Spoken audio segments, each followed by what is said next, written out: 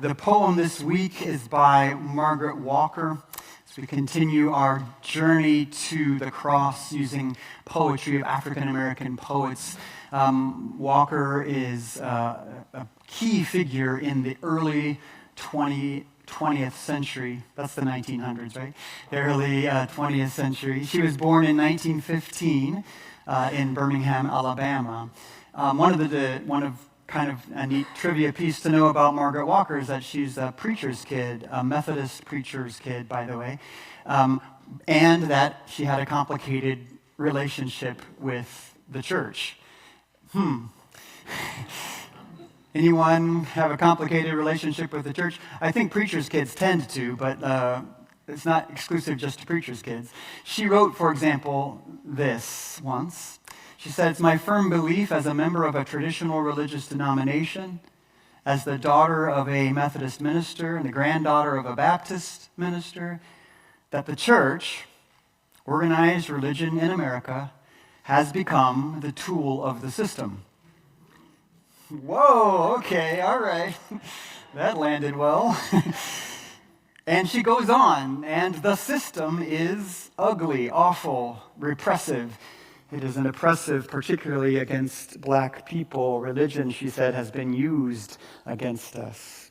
So that's a complicated relationship for sure. Margaret Walker was gifted. She started writing as a child. She got into college at age 15. She went to Northwestern. She was a published poet by the age of 19.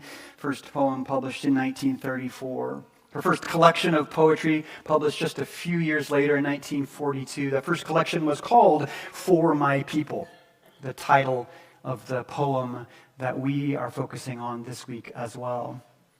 The poem is on the insert of the bulletin for those of you who are in the room, and it's easily accessible online as well. If you look closely at this massive poem, 10-stanza poem, you will notice that at the end of every stanza is a semicolon. Every stanza ends with a semicolon. It's as if it's one sentence from the beginning of the poem all the way to the first sentence of that last stanza. That first sentence of the last stanza is, "Let a new earth rise."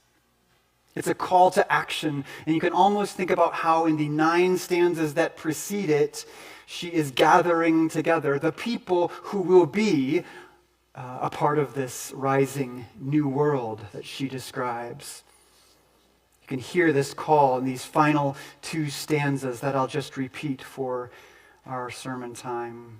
The final 2 stanzas read, "For my people standing, staring, trying to fashion a better way from confusion, from hypocrisy and misunderstanding, trying to fashion a world that will hold all the people, all the faces, all the Adams and Eves and their countless generations. Let a new earth rise.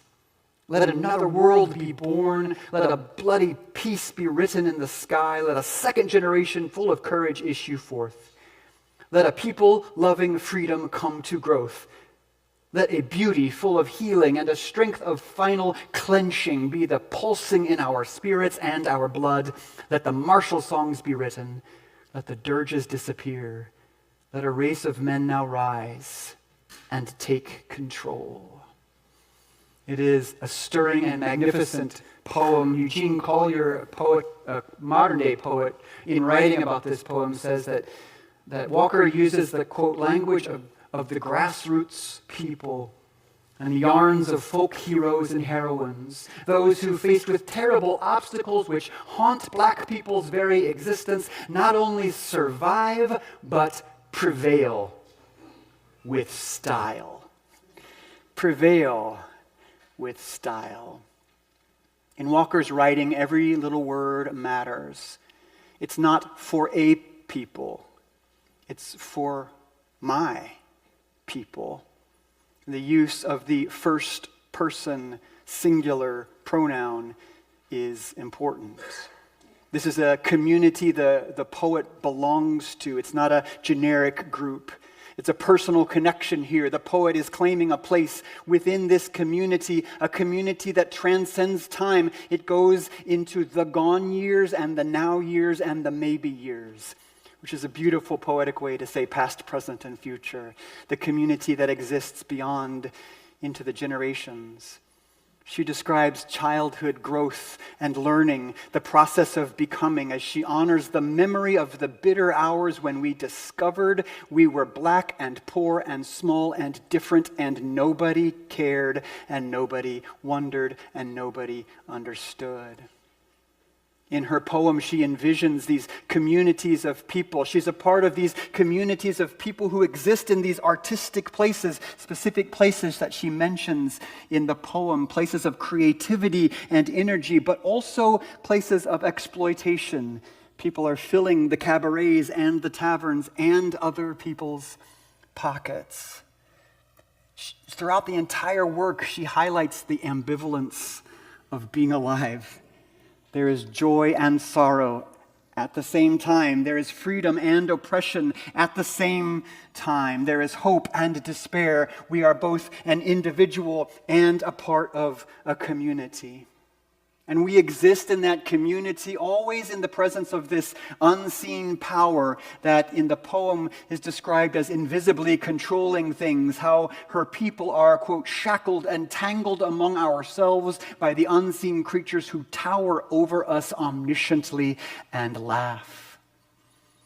The entire poem highlights the fact that our personal identities are shaped by the communities we're a part of. Our particular individual identities are in many ways formed by the relationships around us. And she describes what it means to be a particular self in the midst of a marginalized and oppressed community. Bernice Johnson Reagan, who is a brilliant and wonderful person and has done a lot of things in life, including one of the founding members of Sweet Honey in the Rock, the a cappella singing group I love so dearly. Bernice was did an interview in 1991 in which she was describing this idea of what it means to be an individual in a community of people. And she got to that idea by talking about the pronouns that are used in spirituals. Listen to this lesson here. A lot of these black old songs are I songs. I'm gonna let it shine. So when you get a group, now changing songs to we, like we shall not be moved and we shall overcome. That's the presence of white people in collaboration with black people. Because in order to express community, you have to go to first person plural. And in the black community, when you want the communal expression, everybody says I. So if there are 5 of us here and all of us say I, then you know that there's a group. And a lot of times I find when people say we, they're giving you a cover to not say whether they're going to be there or not. So the I songs are very important. So this is a light of mine, I'm going to let it shine, means that when the march goes, I am going to be there. So it really is a way of saying the life that I have, I will offer to this thing.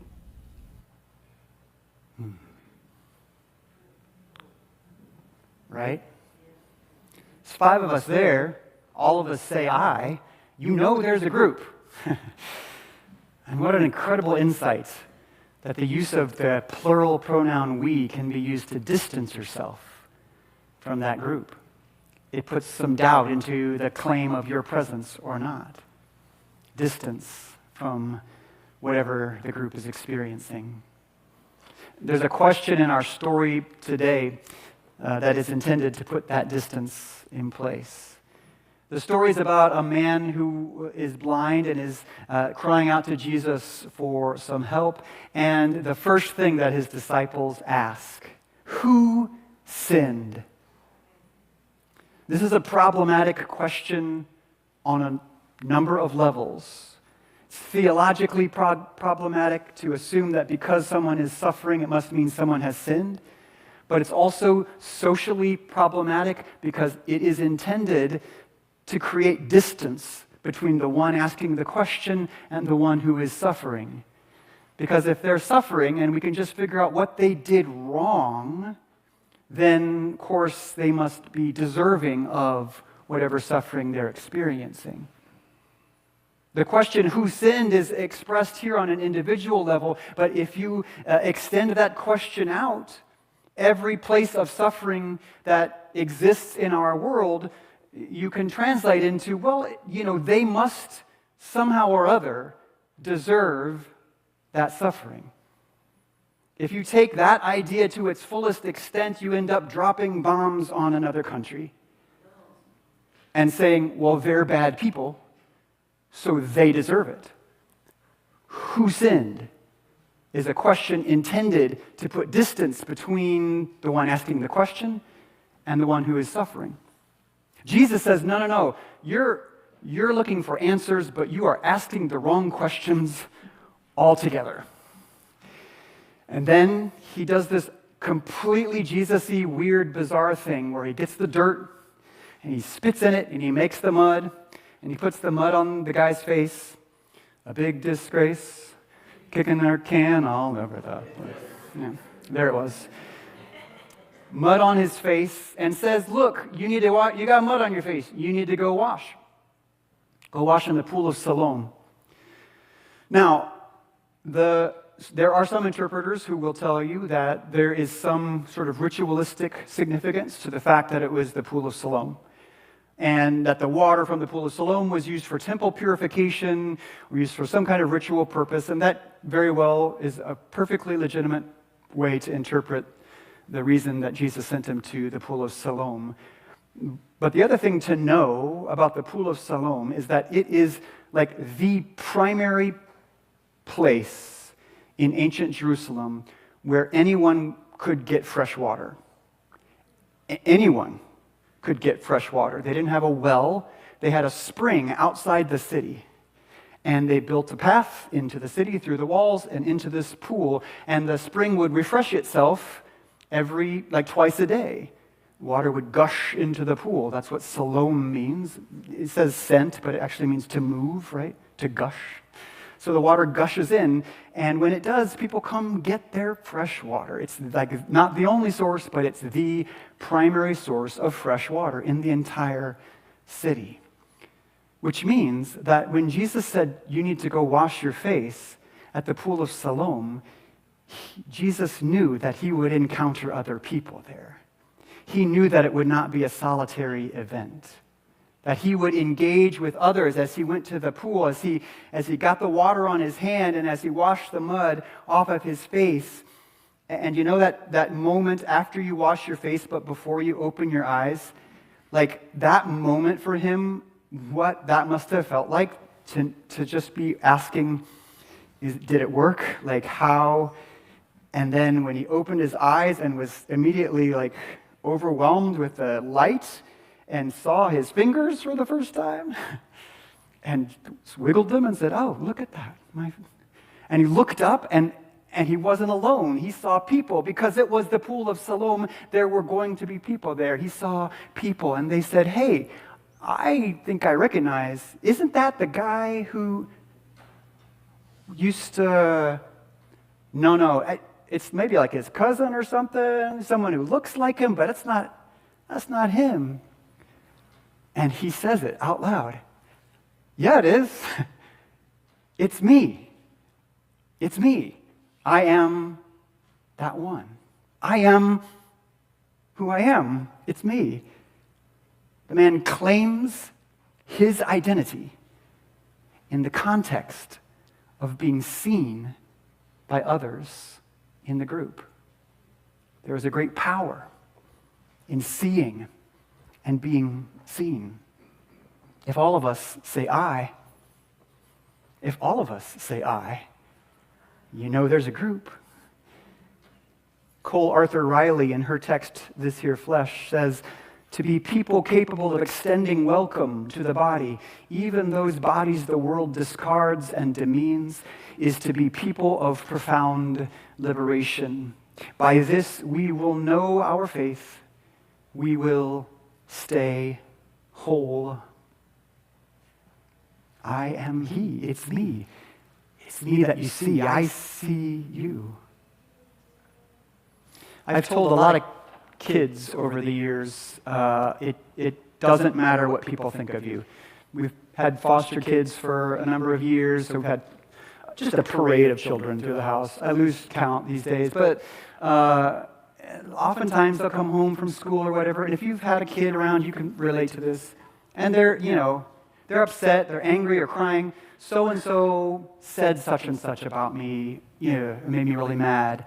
And the default response is, oh, it doesn't matter what other people think of you. And you say it even though you know it's a lie. Because the evidence that it does matter is standing right in front of you. That kid who's upset, that kid who's angry, that kid who's crying, it matters to them.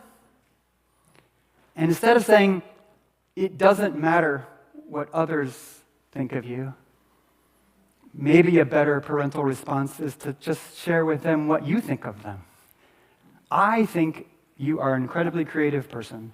I think your sense of right and wrong is very, very on point. I think that you sing beautifully. I think that you have a depth of compassion that I wish I had. Instead of saying, it doesn't matter, prove to them that it does matter, because it is a powerful thing indeed to see and to be seen. And I'm not talking about actually physically seeing someone here. I mean seeing, obviously, in the metaphorical sense of knowing someone. Knowing someone really, really well, knowing someone fully, and being fully known by another. Those with limited physical sight are able to see others in this way, to metaphorically see them and know them. To see and to truly know your neighbor is a powerful thing. To be seen and known by your neighbor is a powerful thing. It forms our identity. It shapes us and makes us who we are. To see and to truly know your neighbor is to stand staring, trying to fashion a better way, trying to fashion a world that will hold all people, all the faces, all the Adams and the Eves and their countless generations. It is to know that all people are my people. It is to use the first person singular pronoun in a group and say, this little light of mine, I am going to let it shine. I am, because we are, the ancient practice of Ubuntu. And this idea is also ancient within the Christian tradition as well, all the way back to St. Augustine, who said that when we read the Psalms together, let the psalmist sing from the heart of each one of you like a single person. Indeed, let each of you be this one person. Each one prays the prayer individually, but because you are all one in Christ, it is the voice of a single person that is heard. We all sing with the same voice. Or as Bernice Johnson Reagan would say, if all of us say I, then you know there's a group. For my people, let a new earth rise. For my people, let another world be born. And let the words of my mouth and the meditations of my heart to be acceptable to you, O Lord, my rock and my redeemer. Amen.